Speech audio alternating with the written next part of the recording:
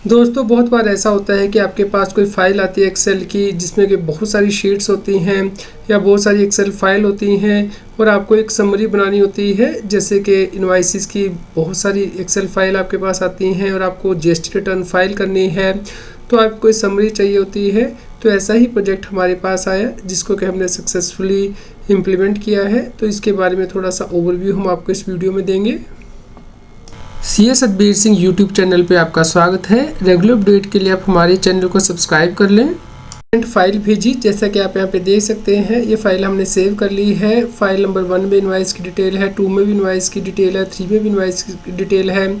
जब आप in file को ओपन करके देखते हैं तो आप पाएंगे कि हर फाइल में एक अलग तरीके से डेटा दिया गया है, यानी कि नंबर ऑफ रोज जो है वो अलग हैं। चलिए हम आपको ओपन करके दिखा देते हैं। जैसा कि आप देख पा रहे हैं, ये है इनवाइस नंबर 1 जो कि क्लाइंट ने हमें भेजी। यहाँ पे आप देख सकते हैं कि जो नंबर ऑफ़ रोज़ हैं वो अलग हैं, जबकि इनवाइस जो हम और आपके सामने ओपन करेंगे उसमें जो डेटा है वो वहाँ पे इनवाइस नंबर ज़्यादा है। तो इस प्रकार का डेटा हमें अनस्ट्रक्चर्ड फॉर्मेट में क्लाइंट ने दिया था। तो जैसा कि आप यहाँ पे देख सकते हैं, ये इनवाइस नंबर 2 जो कि क्लाइंट ने हमें दी, यहाँ पे बहुत सारा डेटा है, जैसे कि HSN कोड नंबर और जो उसके ऊपर GST लगा है। तो उसके अकॉर्डिंगली यहाँ पे जो नंबर ऑफ रोज़ हैं वो भी इंक्रीज़ हो चुकी हैं।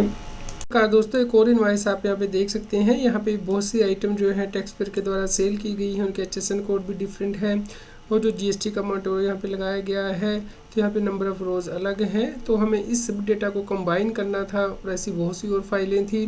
तो हमें विदिन 5 मिनट जो है इस सारा डेटा की समरी बना के क्लाइंट को देनी थी।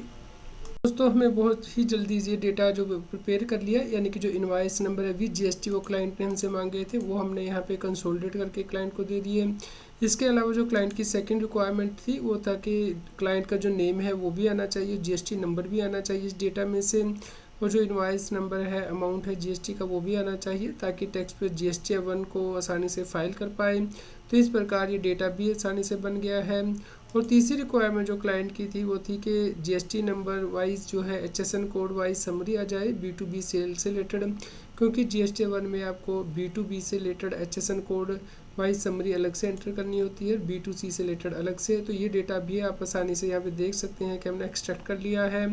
तो इस प्रकार दोस्तों अब आपको घंटों का काम मिनटों में हो सकता है यदि आप टेक्नोलॉजी का यूज़ करते हैं और कुछ फॉर्मूले लगाते हैं। तो इस प्रकार आप आसानी से अपने डेटा को कंसोलिडेट कर सकते हैं।